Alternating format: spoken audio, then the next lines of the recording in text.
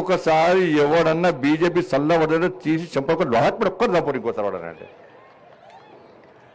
BJP కార్యకర్తలు ఎప్పుడు చల్లబడరన్న వాళ్ళు తెలియదు. ఎందుకంటే ఇప్పుడు బీఆర్ఎస్ వాళ్ళని చూస్తాం మనం. బీఆర్ఎస్ వాళ్ళు ఎక్కడైనా ఒక్కడిగా పైన తూర్పాలిస్ట్ లీడర్ ఇద్దరు హరీష్ రావు కేటీఆర్ ఇద్దరు నలుగురు తప్ప ఎవరు కనబడతారు అలా. సరే అంతకుముందు వాళ్ళు ఏమంటారు, ఇప్పుడు వాళ్ళు కనబడతారు, ఇంకెవరు కనబడారు అనుకో. ఇది కనబడాల్సిన వ్యక్తి ఫామ్ హౌస్ తాగి మంచిగా రెస్ట్ తీసుకుంటాను ఆయన. వాళ్ళు అడుగు ఏమడతారు క్యాడర్. బీఆర్ఎస్కి ఎక్కడ క్యాడర్ లేదు. ఎందుకు వస్తలేదు క్యాడర్ అంటే మా మీద కేసులు అవుతాయి.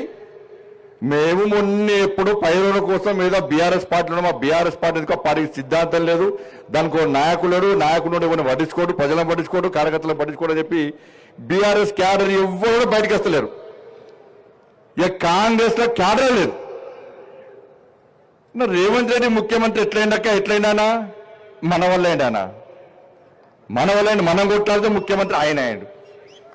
ఎప్పుడన్నా రేవంత్ రెడ్డి ఎప్పుడన్నా రైతు ఉద్యమాలు చేసిండా, విద్యార్థి ఉద్యమాలు చేసిండా, నిరుద్యోగుల కోసం కొట్లాడిండా, రైతుల కోసం కొట్లాడిండా, మహిళల కోసం కొట్లాడిండా, ఎప్పుడైనా సనాతన ధర్మం కోసం కొట్లాడిండా? మరి ఏమైనా కేసు రేవంత్ రెడ్డి మీద కేసు లేదంటే ఒకటే కేసు, ఓటుకున్న కేసు అయింది. జైలుకి పోయినా అంటే దానిలో జైలుకి పోయాడు. కానీ ఈరోజు తెలంగాణ రాష్ట్రంలో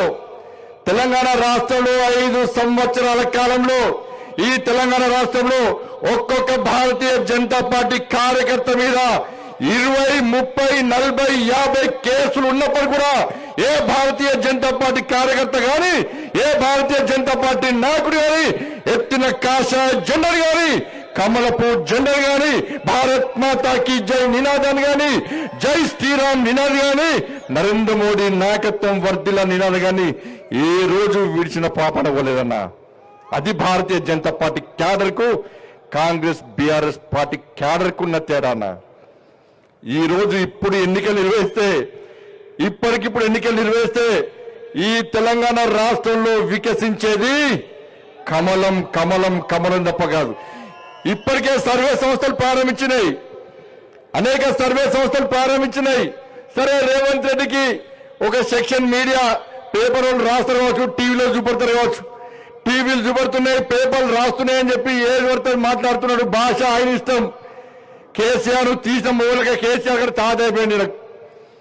ఇప్పటికిప్పుడు సర్వే నిర్వహిస్తున్నాయి అనేక సంస్థలు. సర్వేలు ఎప్పుడు నిర్వహిస్తాయన్నా? ఎన్నికల ముందు సర్వేలు నిర్వహిస్తాయి.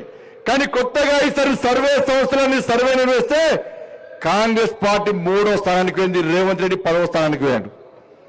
రేవంత్ రెడ్డిని ముఖ్యమంత్రిగా గుర్తించే స్థితిలో తెలంగాణ రాష్ట్ర ప్రజలు లేరు. రేవంత్ రెడ్డి వ్యవహార